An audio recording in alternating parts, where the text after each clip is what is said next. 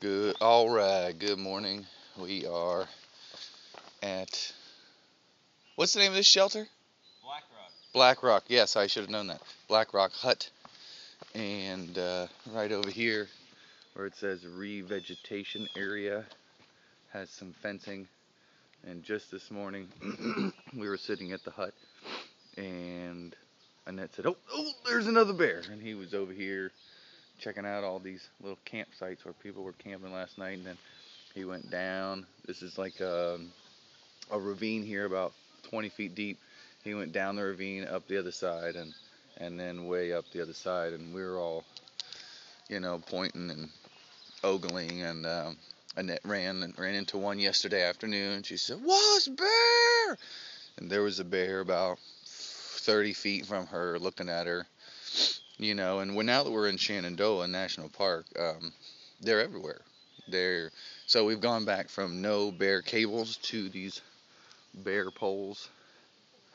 Mind you, getting your food up there is slightly annoying at the end of a very long day, especially when you're tired and you just want to put everything away. But the nice thing is if you're hungry, you can eat and eat and eat until just before you go to sleep, and then you can hang your food before, you hang it, and then you're like, ah, I'm hungry. So you have to go get your food out of the tree in order to eat something. But we are headed on a 21.5 day. So yesterday was 20. It was our biggest day ever. Today we're going to do it again. Tomorrow I think we're going to do another 21 or something. Oh, look, there's another bear pole back there. So there's one there, here. There's one right here.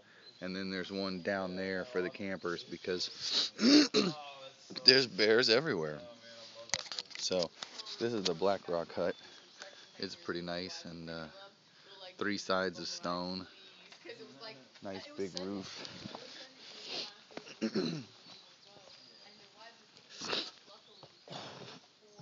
Excuse me. And real nice. I'm not sure the fire pit is of the way I would have done it, but I guess some people like to use it. Sort of has a cooking table thing on it. That's usually the mix in that place. But there was another funny part this morning. You're tired, you wake up and you start cooking. One guy came over and he's talking and talking, and he lights his alcohol stove and gets his stuff going, and he's heating up his water, and then he opens it up and he says, oh no," and we're like, what happened, man? And he's like, "Oh no," and then he opens his pot and shows us that not only was there no water that he had been boiling, but he had left his plastic measuring cup in his cook pot and melted it to the bottom of his stainless steel cook pot. So, and then one guy said, really good that there's a camp store at the Loft Mountain Campground in like 6 miles. So,